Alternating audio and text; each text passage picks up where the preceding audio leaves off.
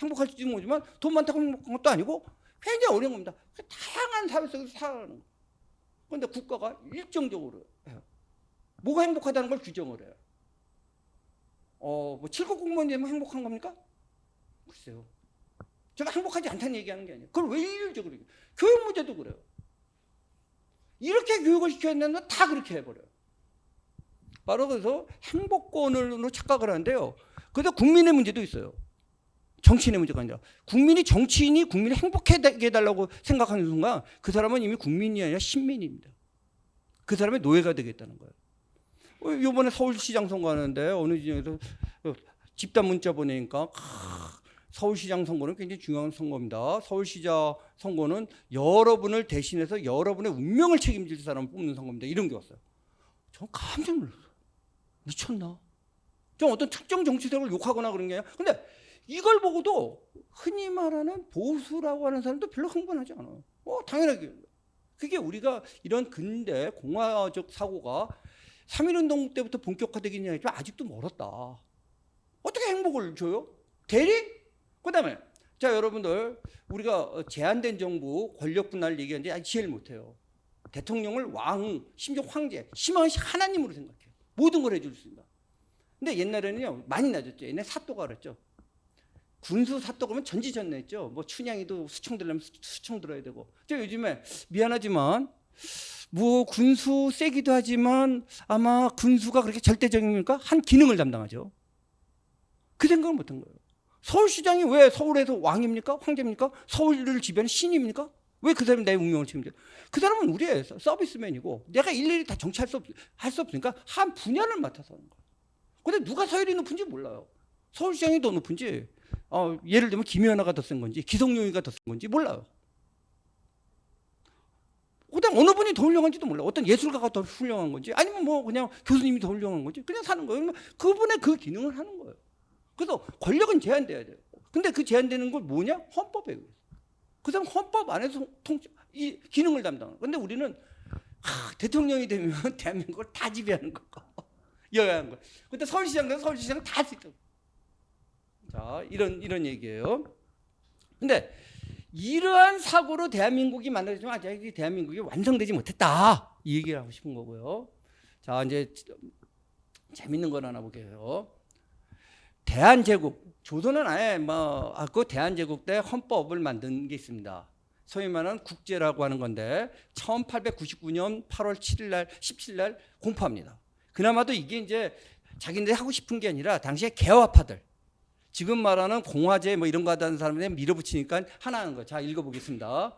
1조 대한국은 세계 만국에 공인된 바 자주 독립해온 제국이니라.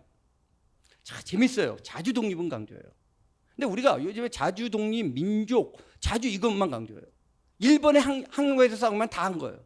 제국이에요.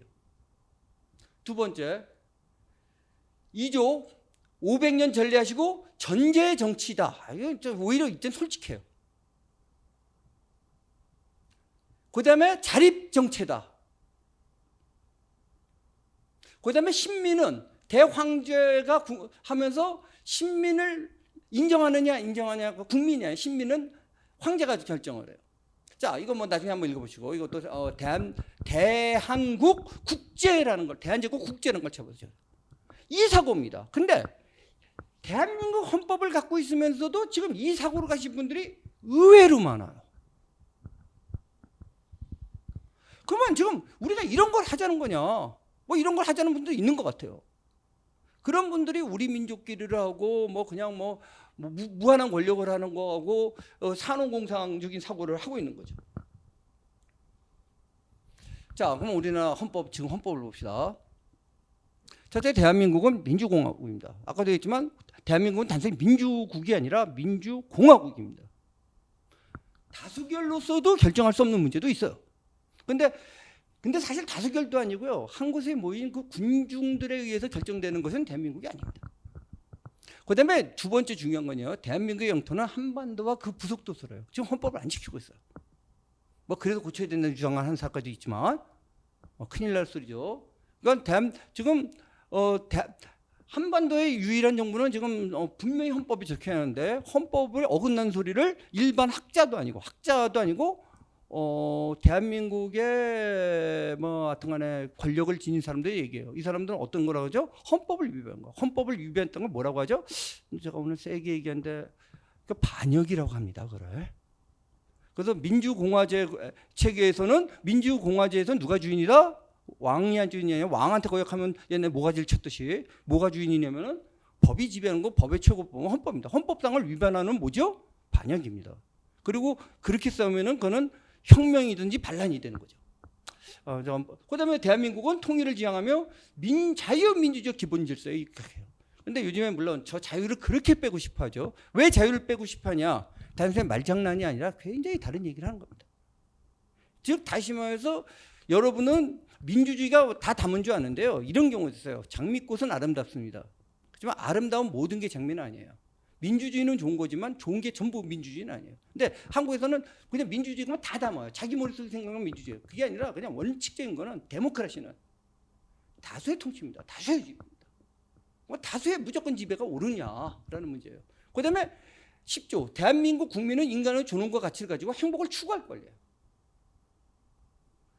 그런데 국가가 개인이 가진 불가침의 기본 인권을 확인하고 보장할 의무를 지고 있다고 하는데 지금 이걸 무지 침해하는 현상이 일어나고 있는데도 여기에 대한 감각이 없어요.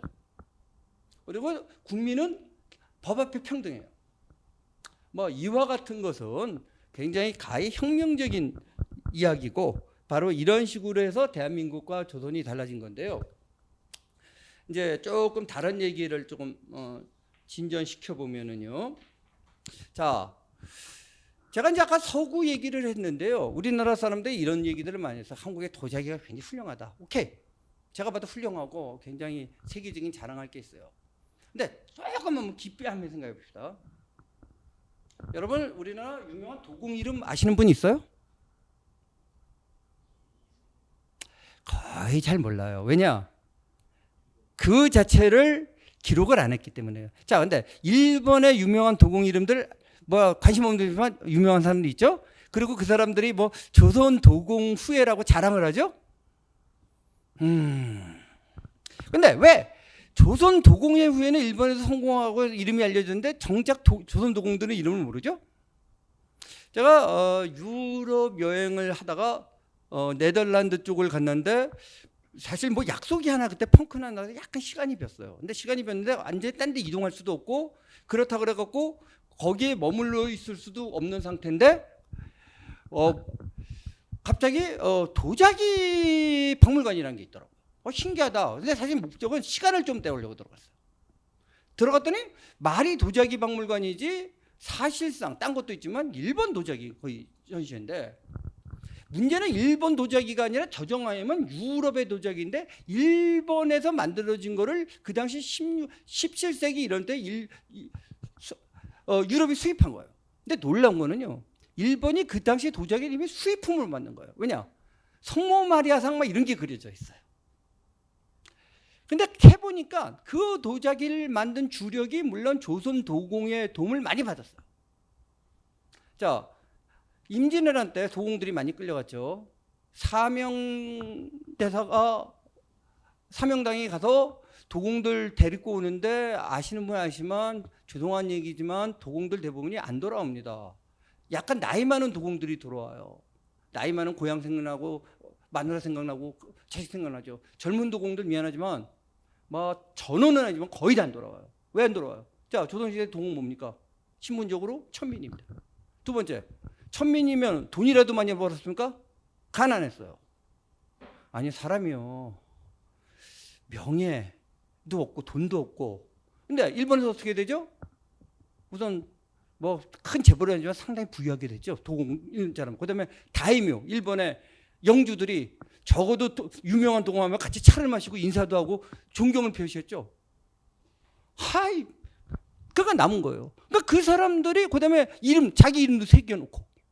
그러니까 유럽의 수출품에 도공 이름이 나와요. 근데 우리는 또 그걸 보고 막 흥분해요. 이름 봤더니 이야 이 조선인이네. 전 그걸 보고 비극을 느꼈어요. 우리 그렇게 우수한 사람들이 있는데 왜 도공이 발전을 못했는가? 일본이 왜 발전했는가? 그 시스템 문제거든요. 그다음 갑오 경쟁이 일어났을 때 어떻게 됐죠? 미안하지만 도공들 아버지가 어떻게 하죠? 너네 이제 도자기 회사를 만들어라 그래요? 아니죠. 이제 절대 이거 만지지 말고 너 이름 바꾸고 가서 서울에 올라가 갖고 너 양반이라고 하고 다녀라. 그래서 지금 쌍놈이 없는 이유가 그죠. 그때부터 온갖 사람들이 다 와서 자기가 양반이라고 주장하기 시작한 거죠. 도공의 전통이 없습니다. 이 얘기를 왜 하냐면요. 우리뿐만 아니라 이거 제가 많이 쓴 것 중에 하나가 제가 러시아 생활을 했을 때 러시아에서 보면 이 주장을 해요. 라디오는 제일 먼저 만든 게 러시아다라는 주장을 해요. 제가 고증을 할 수는 없는데 그럴듯한 증거들이 많아요. 근데 러시아가 만든 게 아니다는 생각을 제가 한 게 뭐냐면 러시아의 모 백작이 만드는데 어떻게 하죠? 친구 한 10명한테 나눠주고 자기끼리 12시에 잘 지냈냐 그러고 방송하고 끝내요. 근데 미국에서 어떻게 되죠? 라디오 개발자요? 거의 재벌 수준 됩니다. 그리고 대중화됩니다. 바로 그 문제거든요. 우리 잡스, 유명한 잡스 같은 경우에 아버지가 시리아 사람이죠. 만약에 그 사람이 시리아에 태어났으면 지금 우리 오늘날의 잡스가 있을까요? 시스템입니다. 조선은 그런 시스템이 없었어요. 우리가 자꾸 추국이니 뭐 가서 민족적 자유만 느낄만 합니다. 자, 활자, 금속 활자 있었어요. 근데 왜 자꾸 구텐베르크가 먼저냐? 자꾸 하소연하는데 안 알려주니까 안 알려줘서가 아니에요. 자, 활자 만들어서 뭐 했어요? 조선시대 때 우리나라 사형 출판사가 없었던 거 아십니까? 출판은 국영이었습니다. 그리고 책을 찍으려면 국가 허락을 받아서 한정적으로 찍어냈습니다. 뭐 사고 일부 보면 막 서점도 있고 근데 솔직히 말해서 굉장히 과장된 거짓말입니다. 그러니까 금속활자 만들어 놓고 국민 조금 조금 찍고 불경 조금 찍고 그다음에 그것도 국가에서만 보급을 하고 독점을 하니까 뭐 이렇게 하는 거예요. 서구에서는 어마어마한 그 문명 지식을 늘려버리죠. 그리고 그다음에 금속활자 만들어야 뭐 그 사람 이름도 안 남고 뭐 장영실 정도 기억하지만 장영실이 그래서 뭐 당대에 뭐 혜택 받습니까? 그렇게 망해버린 거예요. 그러면 조선시대 때 뭐예요? 산업공상이 있었어요. 선비가 최고고. 그 다음에 선비에서도 말이 양반이라고 하지만 사실 양반이 아니죠. 문관만 하죠. 무관은 아주 천시받았죠. 상인 그러면 잡놈이고 말이죠. 이러한 산업공상 지설 속에서 유교 사회주의적, 농경 사회주의적 지설을 가진 거예요. 사실 양반들도 그렇게 크게 부자도 아니에요, 사실은. 일부. 그다음 부를 얻는 유일한 방법이 뭐죠? 조선시대 때 관료가 되는 겁니다. 난 지금 한국이 위대한 대민국 역사가 지금 조선으로 퇴보하고 있는 느낌이 드는데요. 그냥 근근히 살 수 있는 게 뭐냐면 아전이 되는 거예요. 하급 공무원이 되는 거예요. 요즘에 국고 공무원에 목숨 걸죠. 월급 별로 많지 않아도 좋다. 안정되고 연금 나온다. 그 당시에 아전은 알아서 뜯어먹고 산다. 그리고 고급 관료가 되는 거예요. 관료가 되면 권력을 줘요. 뭐 쌍놈들 뭐 이거 네 거 내 거? 이거 누구 거? 내 거 그럼 내 거예요. 심하게 얘기합니다. 자, 아까 춘향전 얘기도 했는데요. 여성언론교회에서 이렇게 복수하려고 가서 이제 복수하거나 사랑하는 여인을 되찾기 위한 그런 소설의 플롯은 굉장히 많아요. 서양 같으면 어떻게 하죠? 몽테크리스토 백작 복수 어떻게 하죠? 가서 부자가 돼서 나타납니다. 미국의 자이언트 영화 봐요. 잠깐 석유라도 발견해서 나타납니다. 우리는 어떻게 하죠? 이몽룡이 고시를 봐갖고 어사사또가 돼서. 그러니까 국가 권력을 쥐면 모든 것을 쥐는 그런 사회예요. 지금 민주라는 의미에서 어떻게 되고 있냐면은 근데 이들이 싫은 거예요. 왜 박정희 대통령이 싫으냐? 물론 단측면이 있지만 잘 생각해보세요. 산업공상 질서를 깨버린 사람이에요. 감히 군발이가 말이지. 양반을 물러치고. 정주영, 이병철 약간 정주영 어떻게 개쌍놈이 말이지. 돈을 저주해요. 근데 이들은 뭐죠? 선비들. 그래서 인간이 지키서 지네들도 막상 못 지키는 거라 갖다 세워놓고 그 잣대를 가서 욕을 해요. 결국 지네들도 못 지켜요. 그래놓고 한 방 뭘 지면 다 잡니다. 권력을 지면 돼요. 권력을 지면 다 가져가요. 자, 자본주의 사회는 돈이 최고라고요? 정말 그래요? 우리나라 돈이 최고예요? 권력이 최고 아니에요? 나 참 우리나라도 재벌 뭐 다 권력이 잡아놓지.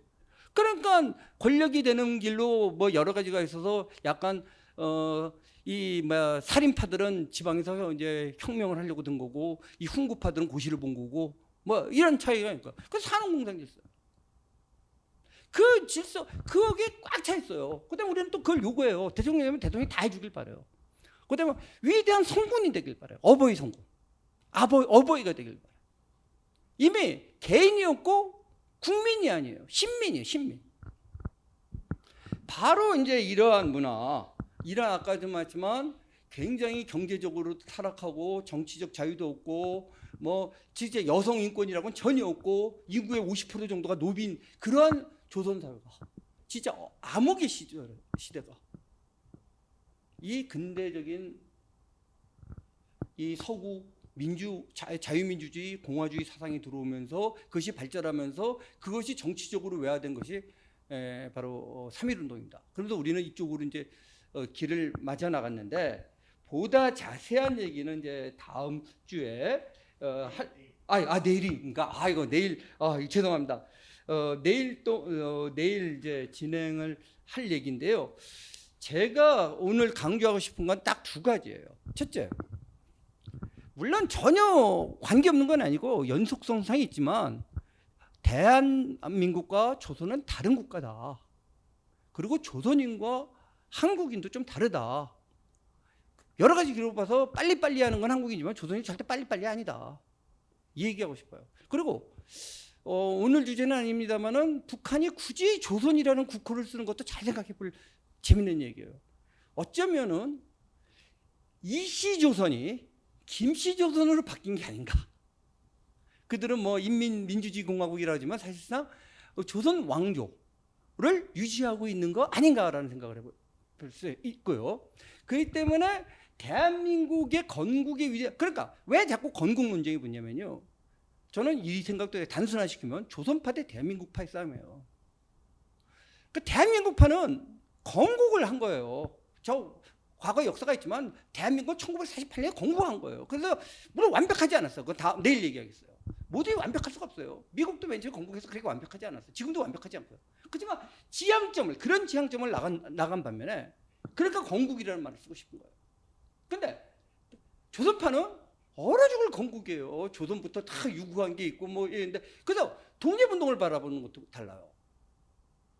대한민국파는 항일운동에 따라서 다 받아들이기 어려운 게 있어요. 물론 이제 부분적으로 받아들일 수 있지만, 대한민국을 건국하려고 항일운동하는 사람들이 대한민국 건국훈장을 받는 거지, 대한민국 자체를 부정하거나, 저는 대한민국과 전혀 반대 국가를 만들려고 하는 사람한테 대한민국 건국훈장을 쓸 수 없어요. 우리나라 독립운동훈장이 아닙니다. 정확히 하면 대한민국 건국훈장입니다. 건국영웅을 주는 사람입니다. 근데 김원봉이한테 건국훈장을 주죠. 김원봉이 항일한 건 맞아요. 뭐 또 이 말하면 또 굉장히 또 강경 우익 분들은 저보고 또 욕을 하는데, 항일운동만 맞아요. 항일이 뭐냐는 거에 따라 일본하고 싸운 거 맞아요. 근데 김원봉이 대한민국 만들려고 하지 않았습니다. 그리고 심지어는 대한민국을 파괴하려고 했습니다. 근데 대한민국 건국훈장을 받아요? 뭐 나중에 역사 정리된 다음에 대한민국 무슨 대한민국이 아니라 뭐 항일 투사훈장 같은 걸 하나 따로 만든다면 혹시 내가 모르겠는데 건국훈장은 아니죠. 건국하려고 한 사람 전혀. 근데 그렇게 건국받는데 또 훈장 이름은 아직도 건국훈장이에요. 그것도 재밌어요. 그래서 대한민국 건국이냐 역사 논쟁이 된 말장난이 아니다. 바로 자유공화국, 민주공화국을 만들려고 하는 이 근대 대한민국을 인정하는 거냐. 물론 조선사를 전문 인정하는 거예요. 하나의 전사로서. 우리의 유구한 역사의 전사로서 인정하는 거냐고, 이거 별로 차이 없다. 그냥 우리 조선에 있고, 다만 일본이 문제가 되고 외세가 문제다 라고 생각하는 조선파고의 싸움이에요. 그러니까 우리 민족기가 나온 거예요. 자, 다시 오늘 처음 주제도 넣을게요. 6.25 전쟁 71일이 됐는데요, 낙동강까지 밀어붙였어요. 만약에 자유민주공화국 이념이 없다면 낙동강에서 죽은 사람들, 우리 소위 말하는 북한이 우리 민족기라면 개죽음입니다. 왜 싸워요? 우리 민족끼리. 뭐가 문제예요? 일본이? 거꾸로 왜 미국에 붙어서 싸워? 이제 그게 저들의 주장입니다. 근데 왜 싸우냐? 바로 대한민국을 지키기 위해서, 민주공화국을 사수하기 위해서 싸운 거예요. 그 점을 분명히 하지 않고 단순히 동족 상장의 비극만 만들면은요, 이건 거의 개죽음으로 만들어버릴 수 있어요. 동족 상장이 많지만 의미가 있는 거예요. 거의 뭐 이념을 자꾸 무시하는데요, 이데올로기라고 하는 허위의식은 잘못됐지만 영어에서 이념은 대부분의 아이디어였습니다. 이데올로기가 아니에요. 이데올로기는 대부분 애초에 좀 나쁜 의미를 갖고 있는 의미예요. 아이디어스가 없다. 그 얘기 뭐죠? 제가 저 얘기 들은 사람 분들 혹시 있으면 아는데 고립이 없다는 말하고 같습니다. 아이디어는 항상 있습니다. 다만 아이디어가 굉장히 체계적이냐, 아주 단순하냐, 뭐 이런 잘못됐냐 차이는 있지만 아이디어가 없는 사람은 진짜 고립인 사람입니다. 누가 뭐 정신 박약은 어떠냐 근데 뭐 이런 식으로 하면서 유도 신문 하시면 안 되고, 정상적인 사람은 잠깐 정상의 범위도 다양하지만 아이디어스가 있습니다. 그 아이디어스를 통해서 세상을 바라봅니다. 그러면 만약에 그런 식의 논리로 가면은요, 만약에 그냥 조선의 논리로 가면 조금 북한에 싸울 대결할 필요 없어요. 다 포기하고 평화와 방법이 있어요. 항복하면 됩니다. 항복하면. 그래서 그냥 김정은의 신민이 되면 됩니다. 그걸 원하느냐. 바로 이제 이 문제를 바라볼 필요가 있고요. 이게 첫 번째입니다. 조선과 대한민국은 다르다. 두 번째는 정말 심각한 게 대한민국을 만들고 그다음에 6.25 때 호국을 하고 그거를 근대화를 하고 쭉 왔어요. 물론 굉장히 탈도 많고 했지만 굉장히 어마어마한 역사를 만들었습니다. 그게 이제 우리나라 영화 같은 경우 혹시 국제시장이라는 영화 보셨는지 모르죠. 그런 데서 잘 나타나요. 그런데 어쨌든 어떻게 보면은 자기네들 민중세력의 민중세계보다는 조선 오히려 주지학적 양반의 정통 후예들이 정치 권력과 경제 권력을 뺏겼던 그들이 다시 정치 권력을 잡으면서 정치 권력을 통해서 경제 권력을 잡아나가고 있고, 그걸 통해서 조선을 후퇴시키고 있어요. 뭐든지 중요한 건 이제는 실용이 아니라 명분이에요. 그다음에 이제 산업공상이 다시 다 군인들은 아주 군발이들이고 말이지, 장사치고 말이지, 선비들 중심이에요. 뭐 죄송합니다만은 대학 교수 중심, 소위 말하는 이 말 많은 사람 중심, 뭐 저도 거기에 포함되는지 몰라도 이런 사람이 중심이 돼갖고 뭐 땀 흘리고 일하고 기업한 사람들, 뭐 그런 사람들 물론 과오도 있죠. 근데 일도 안 해본 사람들이 뭐 우리나라 이런 말 많이 하죠. 뭐 기업인 이류라고 하는데, 글쎄 이제 난 뭐 이류도 있지만 인류도 됐어요. 언제 우리가 삼성이 소니 이길 거 생각해봤습니까? 오케이, 거기에 대해서 논란해보고 우리가 정치는 몇 류죠? 한 4류가 자간 걔네들 말로 치면은 이류를 갖다가 공격하면서 윽박지르면서 야단치는 거예요. 다시 설명하면 이런 생각이 들어요. 좀 연배 있는 여성분들은 이해하기 쉬운 건데, 추석 때 잔치상꾼에다가 그릇을 하나 깼더니 옆에 동서가 와서 막 야단치죠. 근데 그 동서는 그릇을 안 깨봤어요. 왜냐? 설거지를 해본 적이 없기 때문에. 그러면서 옆에서 막 죽일년 살릴년 하는 그 동서의 모습. 좀 그런 거였거든. 그다음에 지금 광력을 냈어요. 옛날에는 어떻게 했어요? 제가 대학교 가면은 저희 때만 하더라도 뭐 학생운동하고 이런 친구들 아니면은 뭐 김우중의 꿈도 꾸고 과학자의 꿈도 꾸고 이랬어요. 지금 어떤 꿈이죠? 꿈 없어요. 어디만 번성하죠? 고시원만 번성해요. 전부 이제 고시 그러면 5급 공무원 고시도 아니에요. 9급 공무원 준비하고 거기만 메워져요. 뭐 광주에 어떤 커피 하신다는 전문점 하신다는 뭐 있었죠? 장사가 잘 되는 데는 지금 그 고시 그 9급 공무원 항공밖에 없다. 대학 가서 그거 하는 거예요. 대학이 뭐 진료하는 데도 아니고 심해서 지금 9급 공무원 취업 준비소가 되고 있어요. 뭐 꿈도 없고, 그러면서 그냥 나눠 갖자. 방법은 뭐 잠깐 뺏어 갖고 나눠 갖자. 그리고 굉장히 평등하다. 그리고 이래요. 그다음에 그 조선의 문제는 뭐냐면 저 다음에 아마 국제 문제를 할 텐데 국제 문제 너무 어두웠어요. 자, 조선이 일본한테 먹혔다. 자, 일본 놈 나쁜 놈이다. 오케이, 뭐 그거 갖고 저기 시시하는데, 그러면 이걸 갖고 자학적이라고 할지 몰라도 조선이 과연 일본이 안 먹었으면 안 먹혔을까요? 누구한테? 그거는 나타나죠. 일본이 청나라하고 싸서 청일전쟁에서 이기고, 그다음에 러시아가 덤비니까 러시아하고 이기고 와서 뺏어간 겁니다. 조선 가만히 있었어요. 그냥 주워간 겁니다. 군대도 없고 재정도 없고 말만 살아있고, 그래서 맨날 중화적인 질서를 지키자고 그러고 이러고 있다가 당했어요. 국제적으로 하나도 더하는 것도 몰라요. 뭐 명성황후 위대하다 그러는데 막 길게 시비 걸지 않겠습니다. 명성황후가 통치해서 그나마 개화하던 것이 어떻게 박살났는지 요즘에 좀 기록들 많이 나오고 있어요. 자, 군대도 안 만들고.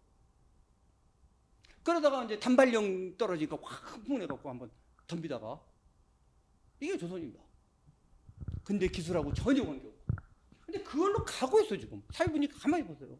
한국 현대사 그래서 너무 허무주의적으로 보자는 건 아닌데 이 조선과 대한민국의 차이 거기서 바로 건국의 문제가 달라지고 현재 한국을 어떻게 보고 어떤 사회로 갈 건가가 달라진다. 과연 국제 속에서 국제사회 이론 속에서 역동적이고 그다음에 이러한 시장과 창업 이런 것을 강조하는 그런 대한민국인지 아니면 명분론과 특히 주주학적 명분론에 사로잡혀서 현실적이지 못한 비현실적인 평등론을 강조하는 그러한 조선인지 이러한 운명에 있다. 이런 관점에서 한국사를 볼 필요가 있다. 우선 이것으로서 일단 제 기조 발언은 마치겠습니다.